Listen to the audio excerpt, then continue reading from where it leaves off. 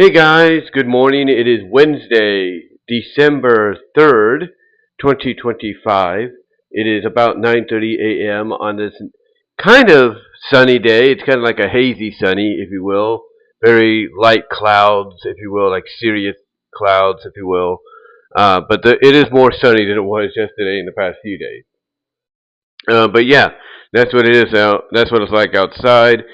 And before I get into this topic, I'd like to ask you to do me a solid favor, and that's like the video, ring the bell for notifications, subscribe to the channel, and share the video.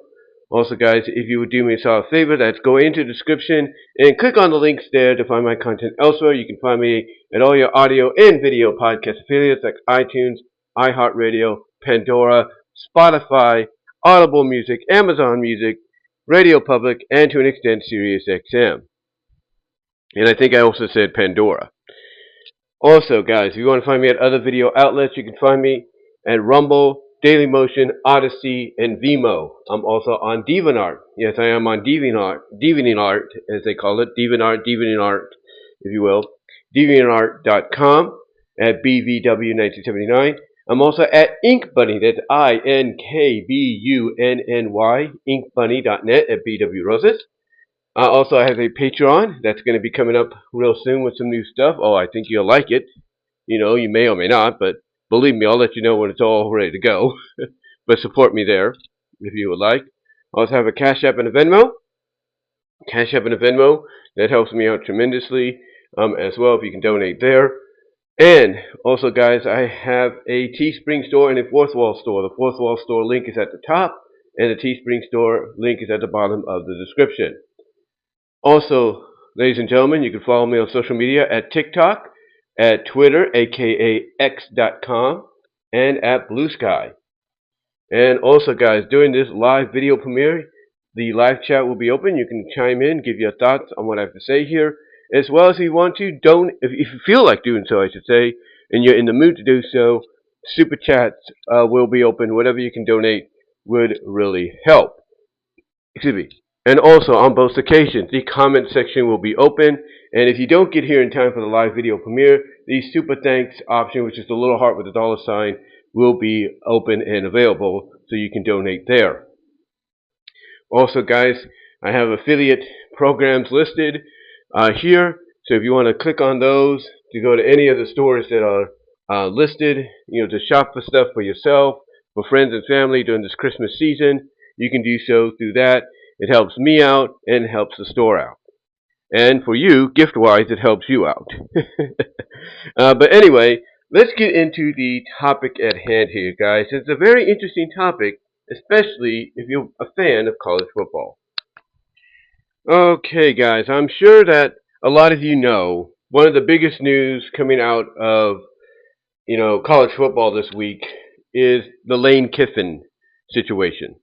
Now, Lane Kiffin, if he sounds familiar in name, is a guy that not only has been prominently throughout his career known as a coach in college football, but he's also coached in the NFL. He's coached in the NFL for a couple of teams, even been an assistant coach or offensive coach, stuff like that. But he's been prominently known as a college coach. He's been known for his time at various schools across the country, Florida, Atlantic. Well, some not so noticeable, like he had a brief run at Florida Atlantic, and then he went to Ole Miss, which is the more recent one. And he's also been assistant coaches to people like Nick Saban in Alabama. You know, he's gone, I think he's done Tennessee. He's most notably, I should say, known as the coach for Tennessee for a while, as well as some other schools I can't really think of off the top of my head, where he's been the head coach, an offensive coach, assistant coach, defensive coach, you name it. He's basically had all kinds of coaching roles under his cap. But the one thing that's always been consistent with him, apparently in the eyes of a lot of folks, is when he acquires a new job, basically gets hired on, in a new position at another school or another place, if you will, that instead of making his current, I guess you could say, situation, his current job, his current duties, the priority, that instead what he does is he ends up, according to some people, if you will. He ends up basically, instead of focusing on what needs to be focused on, especially going into a postseason or a bowl season, instead he focuses more on, what is his new job going to, need, from like a coaching perspective, from a, recruitment perspective or free agent perspective. That is what he's more focused on. And that's one of the critical things that people get on him about. That instead of focusing on the here and the now, he's focusing on what he wants to do in the future. Now, some might say, hey, that's a good thing. Focus on what you need to bring to the table with the new place of employment. And that's fine. That's fine. That's a good thing at the end of the day. It really is a good thing. But here's the issue, though. Here's the issue.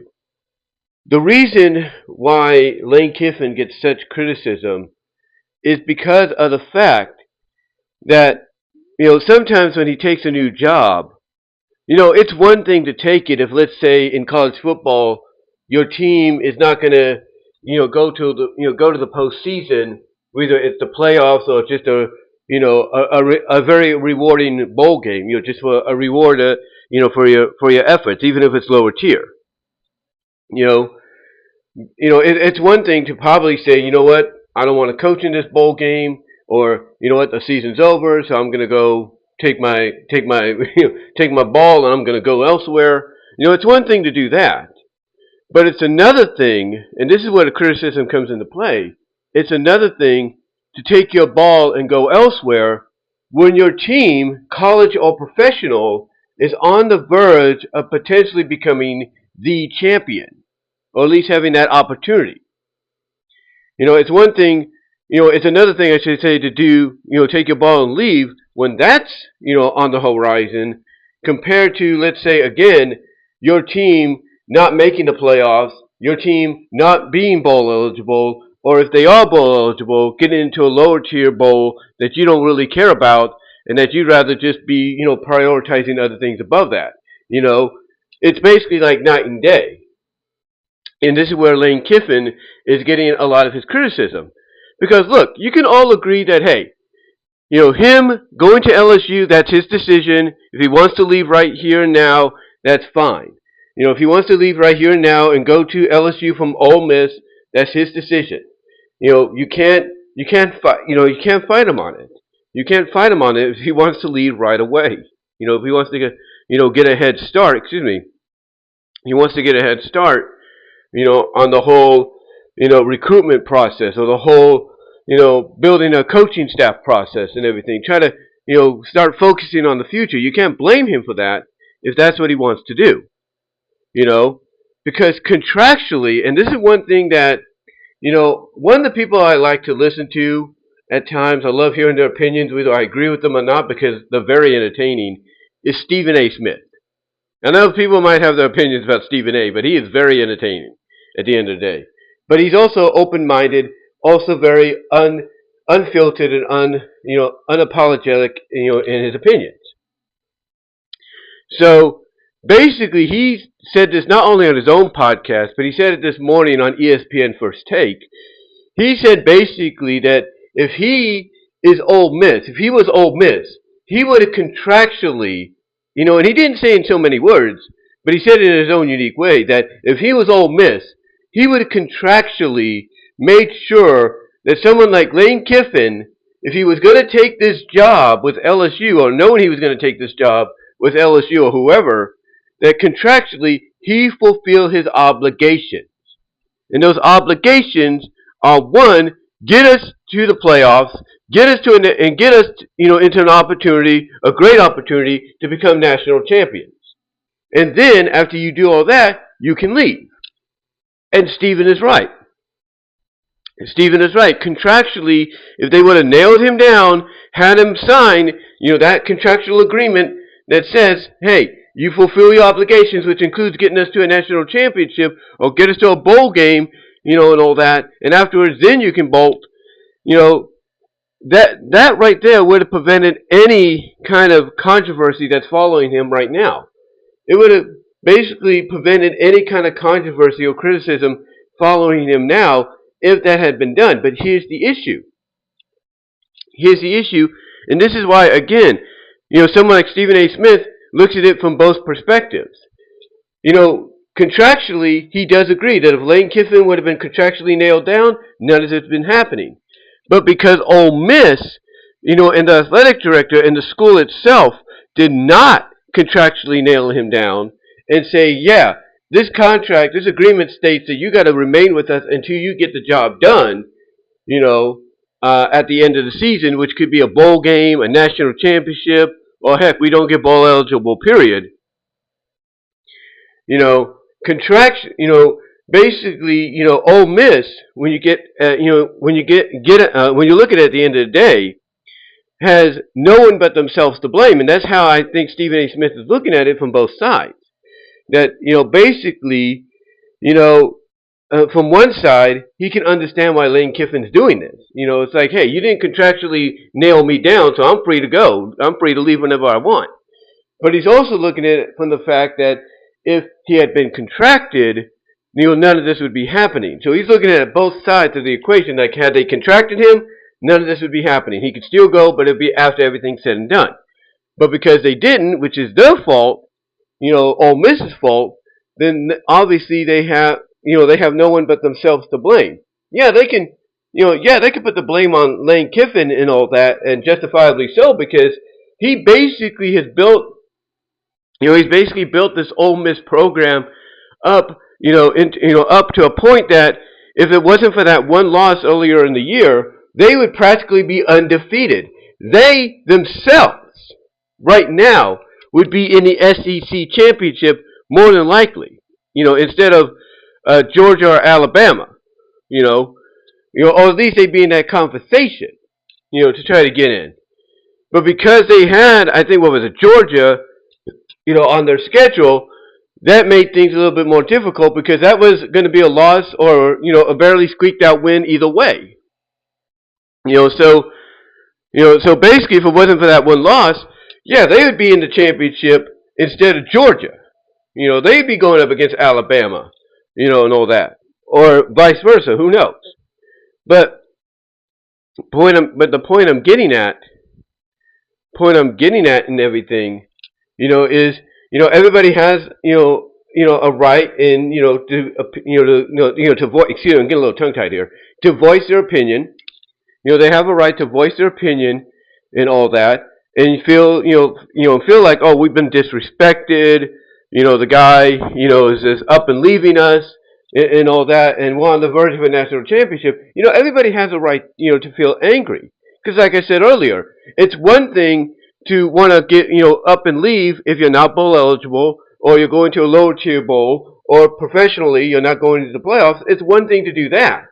It's another to up and abandon, up and leave when you're on the verge, when the school you coached is on the verge of winning that national championship. So basically when you look at this whole situation with Lane Kiffin, again, like I said, you can't blame people for being justifiably upset. But again, you have to look at it from both sides of the equation. Lane Kiffin looked at the fact that the loophole was, hey, I'm not contractually really obligated to stay here to the end of the year. I can up and leave when I want. I can go elsewhere if I want. And that's what he did. And then on the other side of it, you kind of see this, the loophole for, all its glory. You see that loophole in all its glory and realize that Ole Miss has no one but themselves to blame for not contractually locking this guy down. Or contractually locking him down the moment they heard he was going to probably look elsewhere, which has been throughout this whole year. So once that, in my opinion, and I think Stephen A. Smith said the same thing, in my opinion, had they locked him down contractually, the moment they heard he's going to probably bolt for another place, honestly, if I was Ole Miss, I would have sat him down, explained, look, we want you to be happy, we want you to, find success elsewhere, that's not a problem, but you are the coach of Ole Miss. You are the coach of the Rebels. So what we want is you to agree that you'll take the job at wherever you're going to be, in this case LSU, but only after the season is over, which includes a potential national championship game. But that didn't happen, and that loophole is shining all bright, like a transfer portal basically. And Lane Kiffin's like, yeah, contractually, I'm not obligated to be here, so I'm gonna bolt. Bye. Now, some might even think that maybe Lane did this for a reason. Because almost immediately Ole Miss promoted their defensive coordinator to head coach. And whether or not that's a good move or a bad move, we'll have to see. But they instantly, almost immediately, promoted their defensive coordinator to head coach. Now, some might say that, he did this on purpose. That being Lane Kiffin. He did this on purpose, and maybe the reason he left, so soon is so he can give his defensive coordinator that opportunity not only to be promoted, but to be the one to lead Ole Miss to a potential national championship. Because at the end of the day, whether we want to admit it or not, the defense is just as important, if not more important, to the team than the offense. Because the defense on the field is what helps us, or helps any team, I should say, get to that W, get that victory by basically doing a 4 and out on the other team, or causing the other team to do a 4 and out. So basically maybe, some people are viewing it from that perspective that Lane wanted to reward his defensive coordinator with letting him, lead the charge, because if it wasn't for the defense of Ole Miss, they wouldn't be where they're at right now.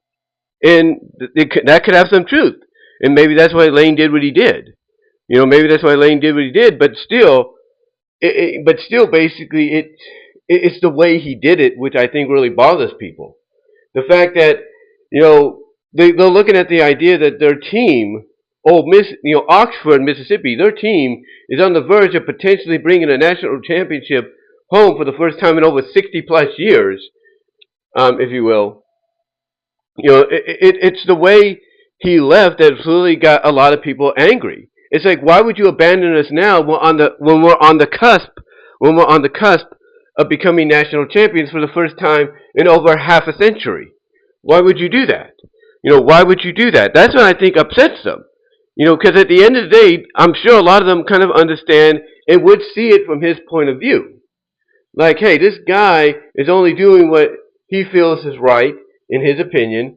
And yes, he is going where probably the most resources and most money is available compared to Ole Miss and other places. So that's obviously the big thing right there. But at the end of the day, they're going to be like, yeah, we're not happy he made the decision. We're not happy he upped and left us on the verge of a national championship. But hey, life goes on. And that's what's going to happen. They're going to be upset about it for a while. Yeah, he's going to get booed out of the freaking stadium when LSU goes to Ole Miss if they have to, if they play a road game at Ole Miss next year. He's going to get booed right out of the damn building. They better have police protection around him. I can promise you that. But yeah, I think it's just the way he left that really bothers not just the people in Oxford, as well as a lot of people in college football associated with college football and professional football. Because even Bill Cowher on the NFL Today on CBS on a YouTube exclusive, even he let it be known, he and his panel let it be known that they were not happy about what Lane did here. They were not happy. It's like, because in a way they made a comparison of basically, as I mentioned earlier, you're leading a team in the NFL to potentially the Super Bowl. Your team is on the verge of being in that position to get to that spot. You're in the playoffs, and let's say you got a bye. Let's say that happens, and then all of a sudden, as a coach, you decide, yeah, I got another offer to go elsewhere, so bye. That's the comparison that they're making that upsets them. The fact that if Lane Kiffin was still coaching in the NFL, and let's say, I think it was Tampa Bay he was coaching, right? And let's say Tampa Bay got to that position of, okay, they're in the Super Bowl, or on the verge of the Super Bowl, and all of a sudden Lane Kiffin gets this offer to go coach at, let's say, Notre Dame on the college level, or he gets this offer to go coach for, let's say, the Jacksonville Jaguars, and Jacksonville's not in the playoffs, which will probably be this year, but you get the idea of what I'm saying. And all of a sudden, Lane Kiffin calls up and says, yeah, guys, I got this better offer from Jacksonville, so I'm going to leave now, and you can promote my offensive coordinator or my defensive coordinator, head coach. I'm going to go now. Bye. You know, that's why, people like Cower and his entire crew were not, thrilled with what Lane did here, because in comparison, it's like you're abandoning ship when the ship is afloat, afloat on calm seas. You're abandoning the ship, for something that you're not sure at the end of the day is going to be worth abandoning for. You know, and the way he did it, again, is what really gets under people's collars. The way he did it, it's what gets under people's collars, because they're not thrilled with it. They're not thrilled of how he did it and why he did it. So I can see, both. I can see all sides of the equations here, and I don't blame people for being upset. It's like back when I was in high school football, and I only played football for like 2 years in high school. My junior and senior year. But it'd be like if our coach, who improved for us, who basically got us to improve from like a 2-7 one year to a 4-5, getting us close to the high school playoffs, just not there yet.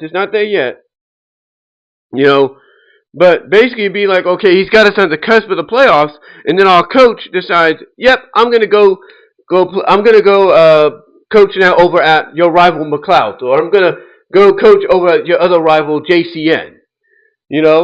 And I'm doing it because it's a better fit for me. They got better resources, and the awkwardness of him doing that. Yeah, for a town like Oskaloosa, Kansas, yeah, would definitely upset a lot of people. It would upset the school. It upset the school, and also the community, because why would you, hypothetically, it never happened, guarantee you it never happened, because he was there after I graduated and he got them to the playoffs, thank the Lord on that.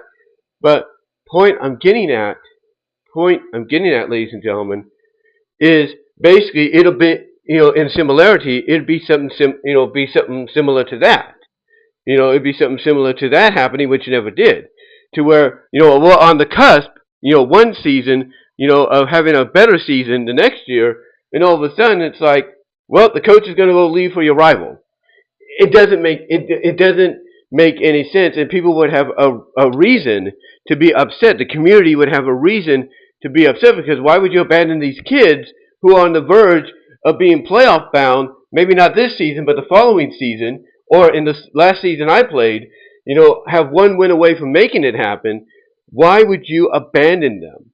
Why would you up and leave them, if you will, for the rival, or one of the rivals? What? Because of better resources, better money? Why would you do that?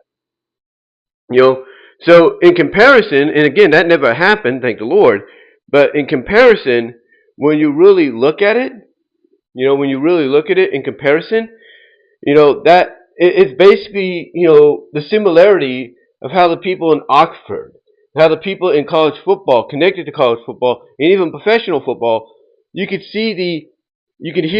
kind of get the comparison, the similarity comparison to, the reaction. It's like, basically at the end of the day, they understand what he's doing. They get what he's doing. They understand why he's doing it.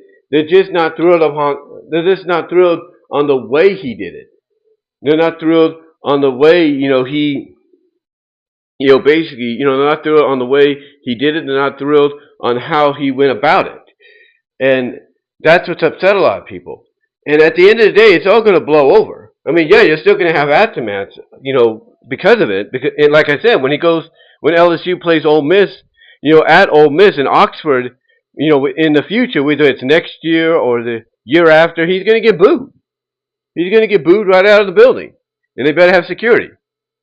But at the end of the day, we can be upset, we can be ventful, and we can express how we feel and all that, and feel like this is the final straw, and it shows he can't be, a guy like Lane Kiffin can't be trusted.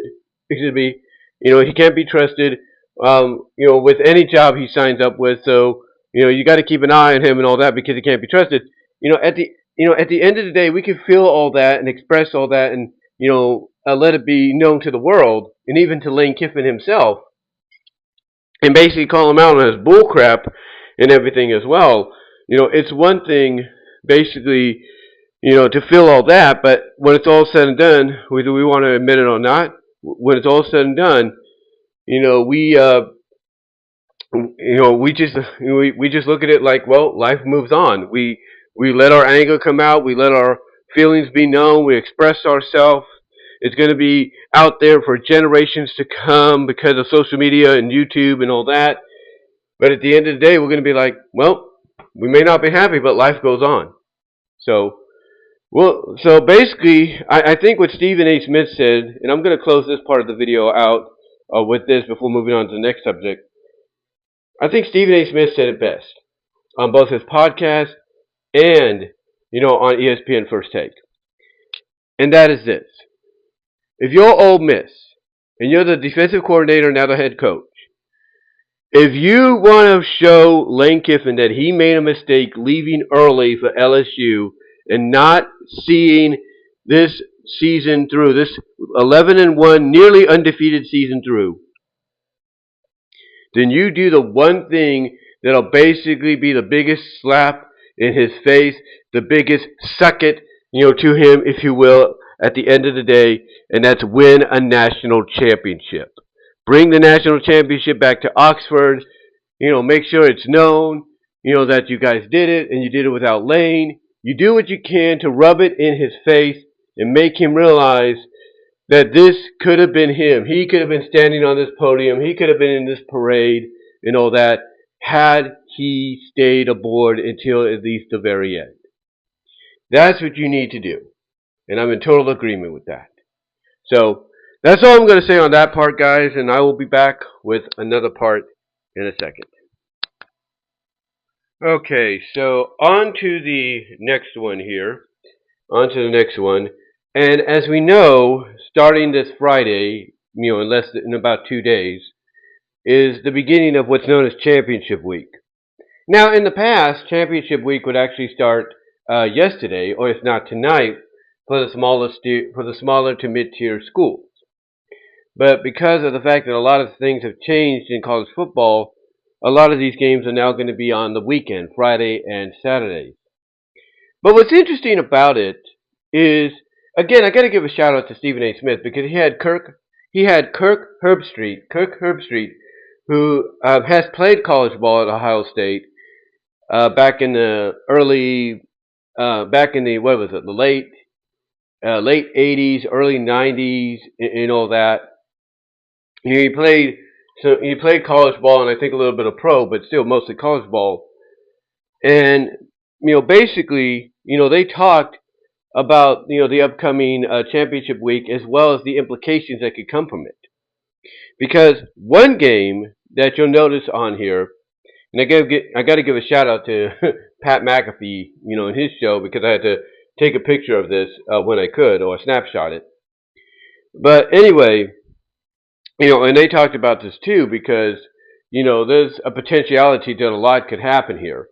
But basically, the one game everybody's going to be keeping an eye on is Duke and Virginia from Charlotte, North Carolina this week. And the reason they're going to keep an eye on that, if you will, the reason they're going to keep an eye on it is because Virginia, is ranked 18. They're the 18th ranked team in the land. And what this means, basically, is if Duke upsets them, then the ACC, which was once looked at, and still kind of is, but was once looked at as a powerhouse, and like I said, still kind of is, they would be potentially without a champion representing them in the playoffs. That's right, because it's basically, the way things are worked out this year, it would basically be the best. What would happen is that the ACC would have a champion, but their champion would be left out because they're not, at that Power 5, level. They're not where they should be, to instantly be qualified. So Duke, yeah, they would win the ACC. Yeah, they probably more than likely would get into, let's say, the Citrus Bowl at most, if not the Reliquest Bowl, whatever the case might be for them. But they'll get something around, New Year's Eve, post New Year's Day. But what would happen is that Virginia, they still get into a bowl, may not be what they were hoping for, that being the playoffs. So Virginia would end up maybe in the Wellercrest, maybe in the Citrus, we don't know. But what I'm getting at, and everybody was talking about this, is that if Duke wins that game, then that opens the door for the ACC, or not ACC, but for the AAC, the All-American Conference, as well as the Sun Belt. Yeah, the Sun Belt. You heard me. Because the Sun Belt is even considered a Power 5 conference. A Power 5 conference. They are considered, one of those conferences that even before they went this route with the college football playoffs, they were considered a team that could get into what was formerly known as the New Year's Six Day, yeah, I'm getting a little tongue-tied here. Guys, hold on. There we go. Got a little tongue-tied. But they would be considered to be, to take part in what was formerly the New Year's Six bowl games. That's what they'd be considered for. Because outside of, the initial playoff picture on how that was originally, and even expansion-wise, basically again, they would have been considered in a New Year's Six bowl game. They'd be given that opportunity. But because of the fact that things have now rapidly changed to even include them, into the scenario, what it does if Duke wins against Virginia is it opens the door for a Tulane, for a North Texas, for a James Madison, to potentially get in. And North Texas, Tulane, the AAC, All-American Conference, which kind of surprised me about North Texas because I thought they were still C-USA, Conference USA. But yeah, they're now AAC. Oh yeah, AAC. And look at James Madison. James Madison is Sunbelt. And I thought, at first James Madison was C-USA as well. I think they just decided to switch conferences or something, or maybe they was Sunbelt the whole time. I don't know. Because I know that, in the inaugural year, or one of the inaugural years, they did get to a point to where I think they did get into a New Year's Six bowl game, and this I think was when the playoff was just starting up. So they ended up at least getting a bid to play in what was previously not a playoff bowl game or bowl game used for the playoffs. They were able to play in that. So, was it Liberty? No, it was Liberty. Liberty, yeah, Liberty in their first year or two, did that. Liberty did that and everything. James Madison did. And I think James Madison came close last year or the previous year to doing something like that, but they didn't. But point I'm getting at, ladies and gentlemen, is it does now, here in 2025 into 2026, it does now open that door. It opens that door for James Madison to at least go to Texas Tech, if you will, because that seems to be the scenario that's playing out. The scenario being played out is that, the teams that are under the top four, which, the top four right now is Ohio State, I think it's Indiana, it's Georgia, and I think it's Texas Tech. I think those are the four. That outside of those four, Tulane, basically, then the other 5, 6, and 8 teams would be hosting a game at home, and who they'd be hosting against all depends on this weekend. And that's what they're saying is if Duke beats Virginia, then Virginia, yeah, they're out. There's no doubt, and that James Madison or Tulane or North Texas would get in, and more than likely one of them would end up against the number 5 seed, which right now one could consider, depending on what happens in the SEC championship, right now that number 5 seed could be Georgia. That's right, it could be Georgia that basically, host either Tulane, host either North Texas or James Madison. And I know a lot of people would say, well, that's the scenario. That's going to be an easy day. Well, not Georgia. What am I talking about? Georgia. Sorry, I don't know why I thought that. Excuse me, guys. Hold on. Sorry about that. I guess I got a little distracted there. No, what I was talking about was the SEC championship. Because, like I said, basically, you know, if Duke beats West Virginia in the ACC, if they upset them, then essentially what that does is, if the rankings stay the way they are right now, then basically whoever wins the SEC championship, they'll get a bye. There's no doubt. I think Alabama is not that far off from getting a bye if they beat Georgia. They'll get a bye into one of the bowl games in the quarterfinals. But the first round, you would have James Madison, you would have Tulane, you would have North Texas going either to Georgia or Alabama. That's what I was trying to say. That's what I was trying to say. And I know a lot of people on either side. This is what I was trying to say before I had that brain fart and started just going off. I do apologize for that. But this would open the door, in people's minds of, whoever Georgia or Alabama gets in that first round, to them be like, walk in the park, easy peasy. Because again, Alabama or Georgia would be ranked 5, right? At least that's what I think. The way, I don't know what the final polling will be, the final rankings would be, but one would consider, the other to be in that position. One would consider that the other should be in that position, right? They'd be in that position. So again, I know a lot of people on the Alabama, or not, no, I don't know, but I have a feeling, I should say, that a lot of people on the Alabama and Georgia side of things would be looking at that potential possibility of, if our team doesn't win the SEC championship, they're still going to host, the lower tier team, if you are the lower tier team, in the first round, and that's going to be an easy victory. An easy walk in the park victory for them. Basically, if you're Georgia, and let's say you don't beat Alabama, Alabama beats you, and then you realize, okay, I'm going to host a first round game because that's probably what will happen. And then you see who your potential opponent could be if Duke beats Virginia. Again, if Duke beats Virginia, you look at who your potential opponent's going to be.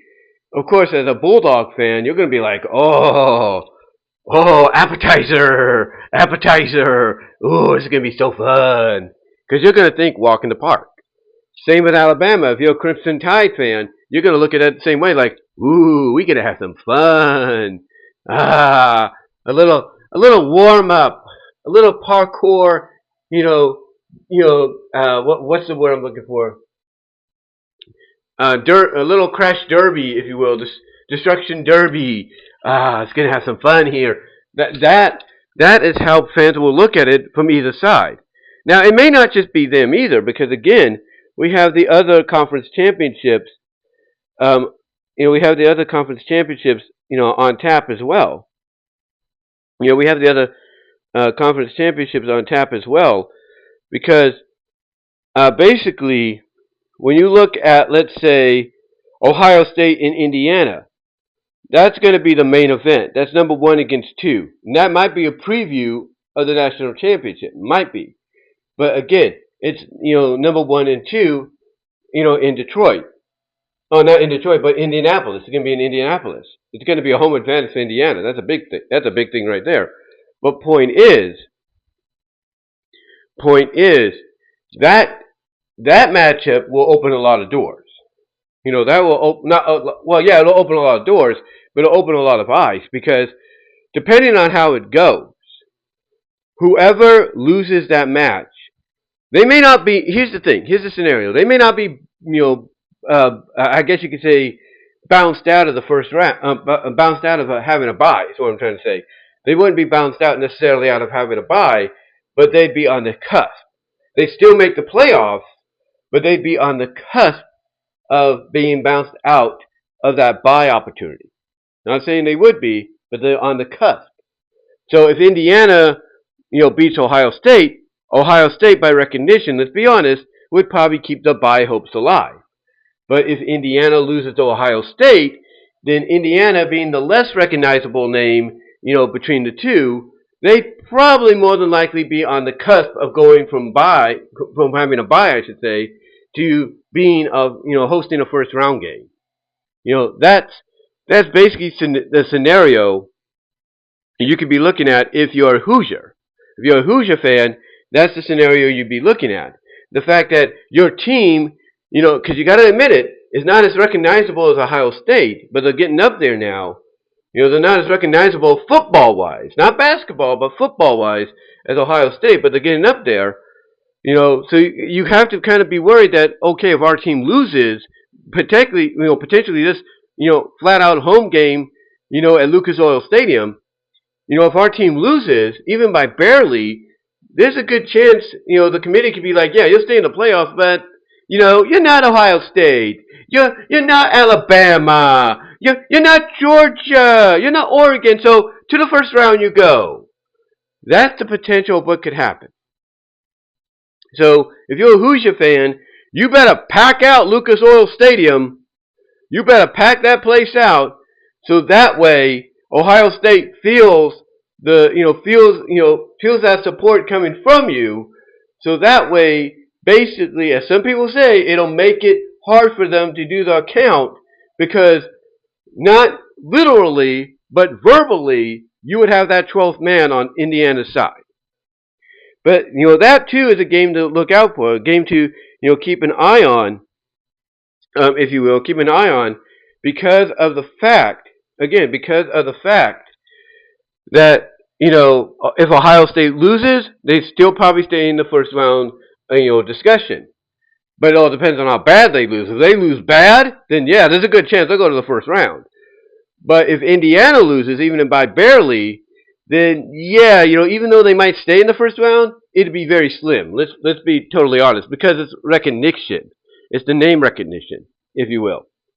Now, what makes this even more interesting is we're looking down. You have BYU and Texas Tech. BYU is ranked 11, so they pretty much are in the playoffs as the playoffs would happen now. But they'd be visiting, a school. Texas Tech is in the playoffs, they'd be hosting a game. But if they win, and according to other rankings, they're number 4, if the playoffs were to end now, according to some rankings with a 4, then they would, be, in a bowl game already. They would have a bye. But if you go by these rankings, thanks to Pat McAfee, showing this on his show, basically that number 5, they'd be hosting a team. And who would they be hosting if that was the case? Well, probably more than likely, they'd be hosting, I don't even see them ranked. They don't even have their ranking on here. Huh. Normally they would. I don't know why North Texas isn't ranked. They probably forgot to put the ranking up.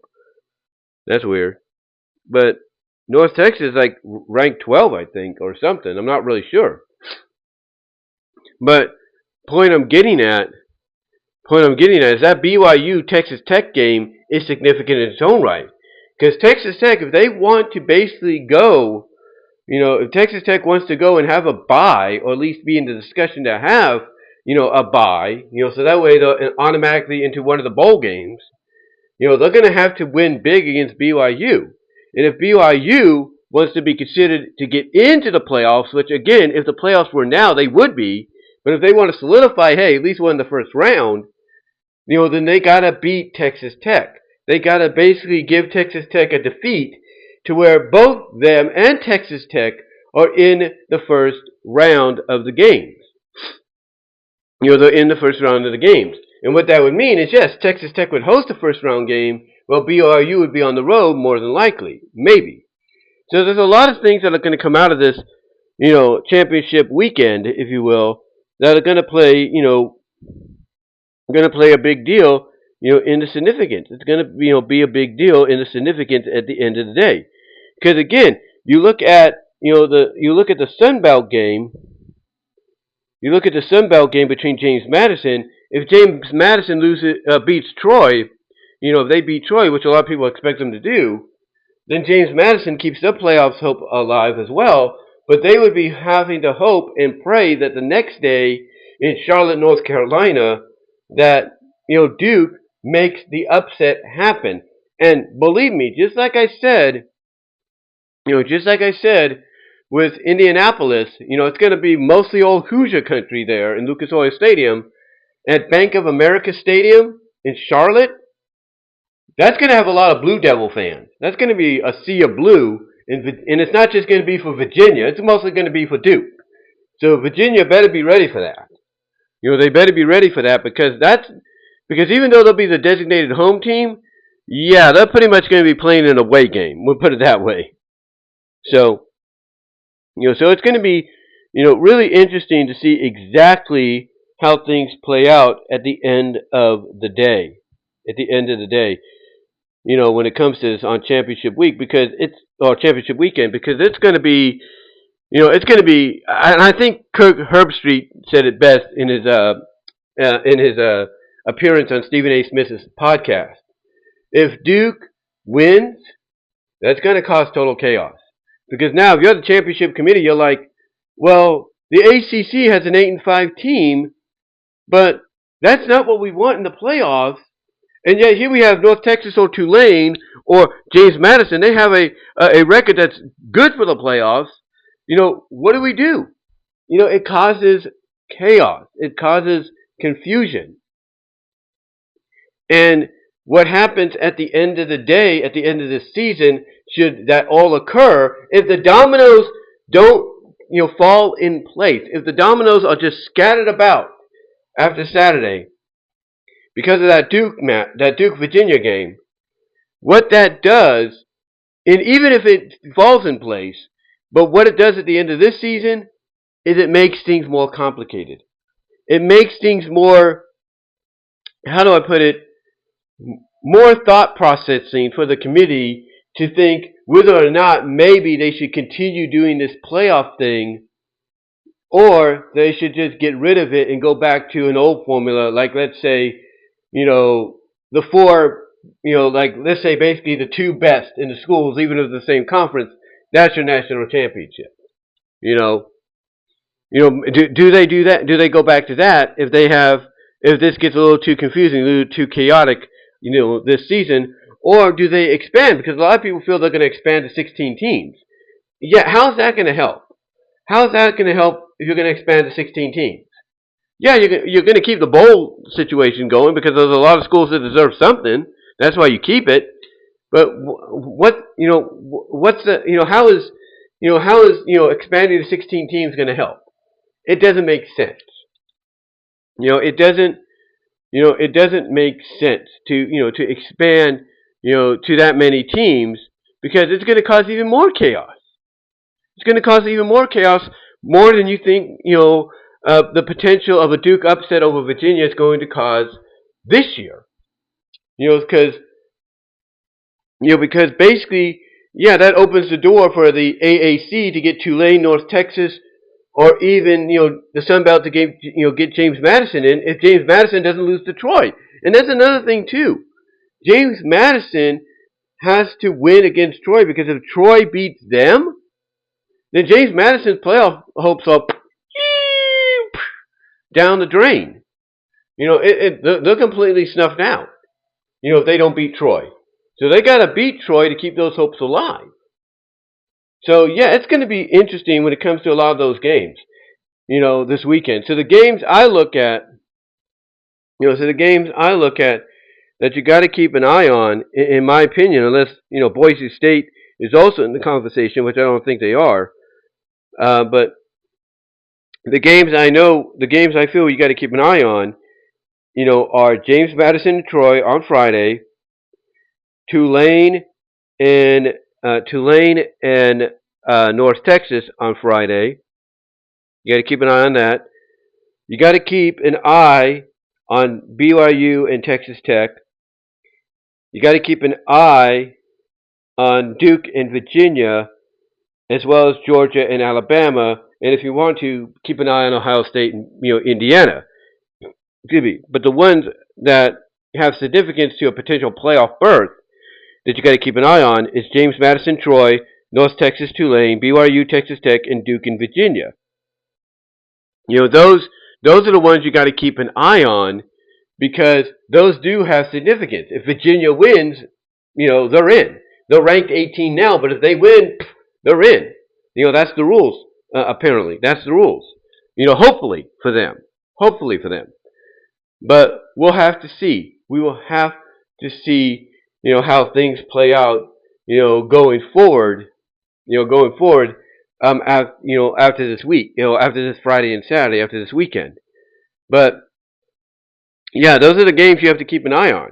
James Madison, Troy, North Texas, Tulane, BYU, Texas Tech, and Duke and Virginia.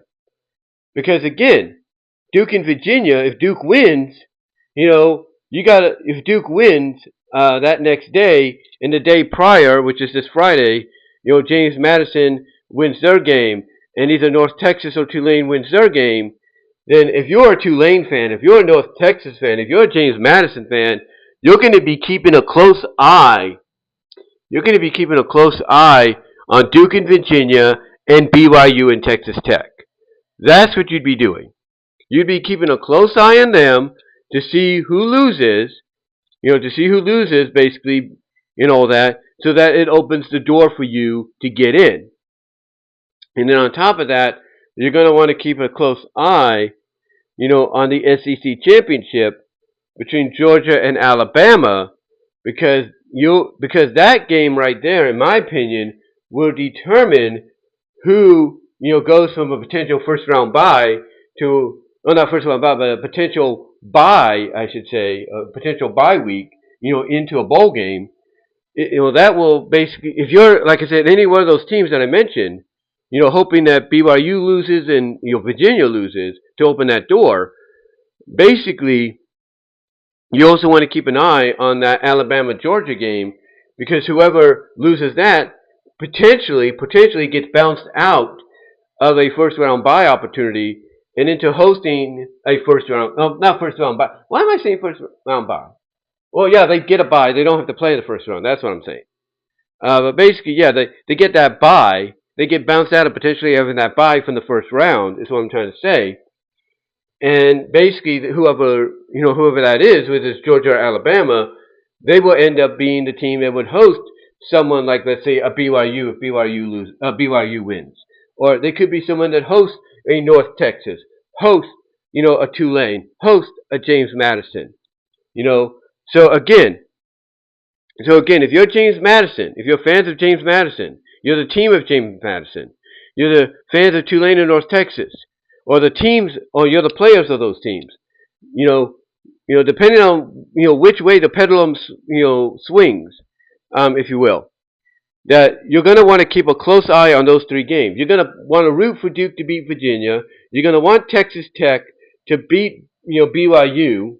You're going to want those two scenarios to happen, because both scenarios opens the door for one if not two of you to get in.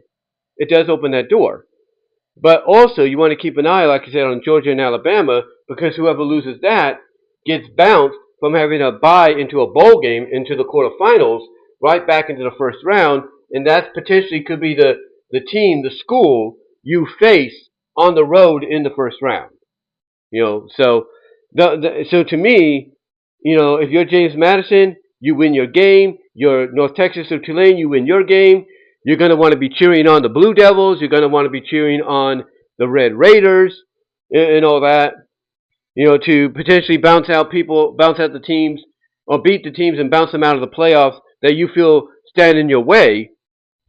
But also, you want to keep a close eye on that SEC championship, because, potentially, the loser of that could be your opponent in the first round. And if you want to, you can also keep an eye on that Ohio State-Indiana game, because if Indiana loses, they'll probably still have a bye into the quarterfinals, into whatever bowl game they're going to be in. They'll still have that bye, but it'll be very, very slim. So there's a good chance that bye could end up being them bounced into the first round, or bounced back into the first round, and that potentially could be your opponent too. So you want to keep a close eye on that game as well, but not as much as, let's say, Georgia and Alabama. Because again, you're going to want Texas Tech to win. You're going to want Duke to win, because that opens the door, the door for you guys even more so, for not just one but two of you to get in. But also, you want to keep a close eye mostly on that SEC championship to see whoever loses that as your potential first-round opponent that you're going to be going on the road to.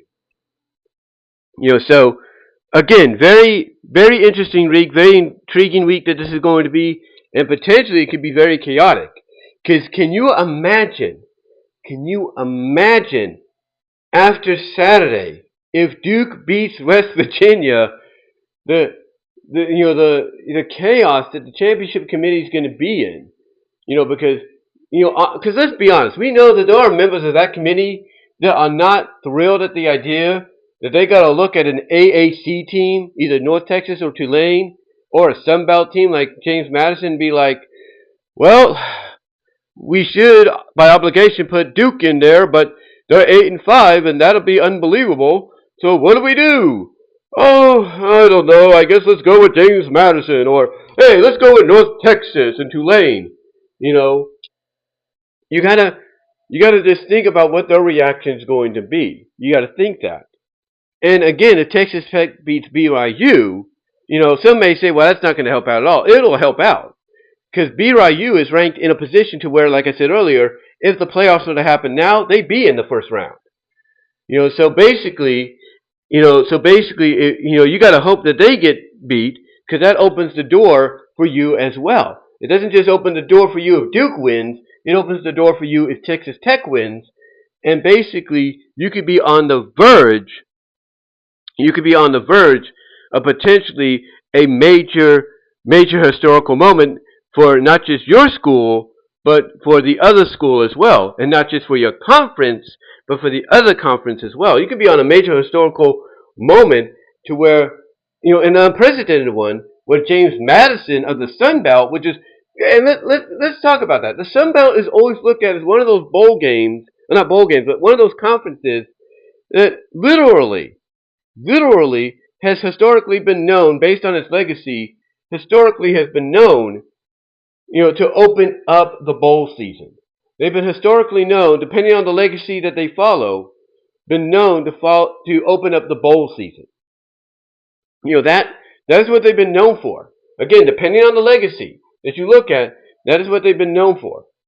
If you count the legacy back to the PACC, the Pacific Athletic Coast Conference, or you look at it from the original WAC conference, the WAC, you look at that. If you look at that legacy, they've always been known to open up the bowl season. They always have. Whether it's the New Orleans Bowl, the original format of the Las Vegas Bowl, which was a carryover from the California Bowl, which was the California Raisin Bowl. You look at those kind of games. You look at those bowl games, and they usually kicked off the bowl season literally a week after the regular season was over. Yeah, literally a week after the regular season was over. And sometimes some of those bowl games started the bowl season on the same day Army-Navy played. So yeah, it's just one of those situations. It's one of those situations where, out of all conferences, you would not expect, the WAC conference to be, in this discussion. You wouldn't expect it.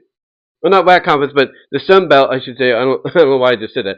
Because of the legacy, I guess, depending on how you follow it. But you would not expect the Sun Belt to be in this kind of discussion, but yet here you are. Here you are. And they are on the cusp of history. Because again, if BYU loses to Texas Tech, as crazy as this sounds, and Duke beats Virginia, opens the door for not just James Madison, Tulane, or North Texas, but for a James Madison and for either a Tulane and North Texas. That's what it opens the door for. Whether people want to agree with that or not, that's what it does. That's what it does. So again, those are the games you got to keep an eye on. You got to keep an eye on James Madison and Troy, so James Madison keeps their hopes alive for the playoffs. Same with Tulane and North Texas. Got to keep an eye on that. And then the next day, and those games are on Friday, and then the next day on Saturday, you got to keep a close eye on Duke and West Virginia. You got to keep a close eye on BYU and Texas Tech.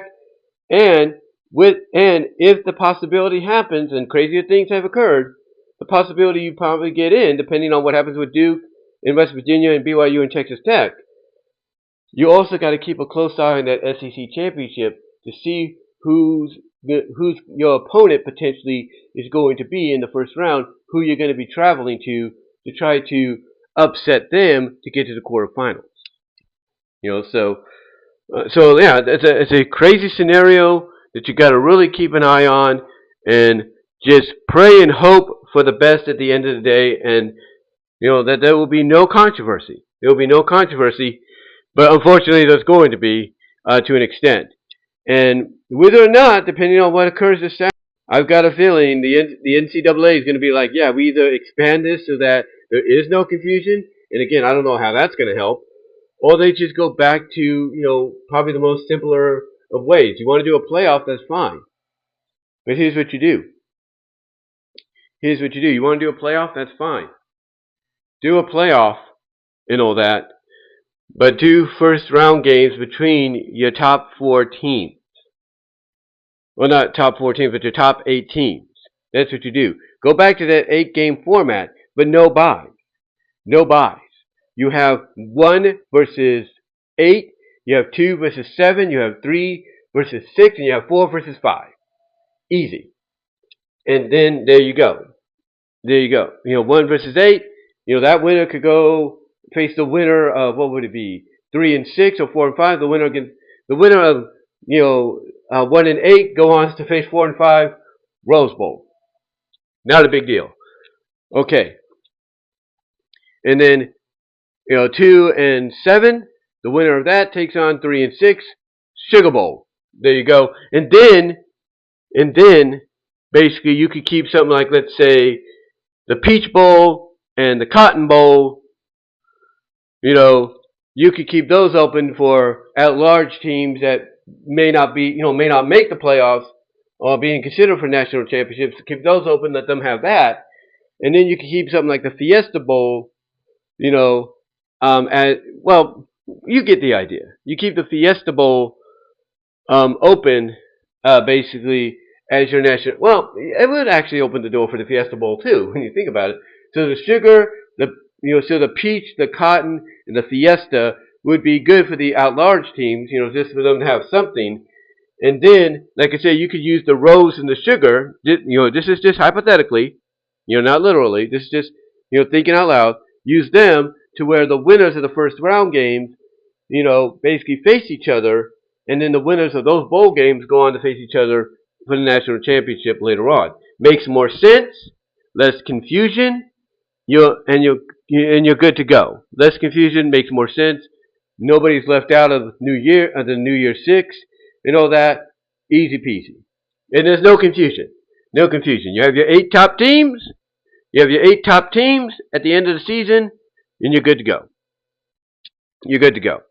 But to me, it's up to the NCAA. We'll see what they do. But yeah, it's going to be a crazy week, guys, and that's all I can really say on about it. Before I get any more confused and brain farted here and all that and tongue-tied. But let me know what your thoughts are if you haven't already in the live chat. Let me know in the comment section. How do you feel about this? What do you think the scenario, or what kind of scenarios do you think will play out this weekend and all that when it comes to the college football playoffs? Do you think we'll get some chaos and some craziness and potential controversy, or do you think the dominoes will fall in place as they should? Let me know. I'd love to hear from each and every one of you on this. And until next time, guys, as I said at the beginning, like the video, ring the bell for notifications, subscribe to the channel, and share the video, and click on the links in the description to find my content elsewhere outside of YouTube and to support me outside of YouTube as well. And click on the affiliate links as well. I think you'll enjoy what you see there, especially if you need something in time for the holiday Christmas season. But guys, that's all I'm going to say for now, and until then, I am out.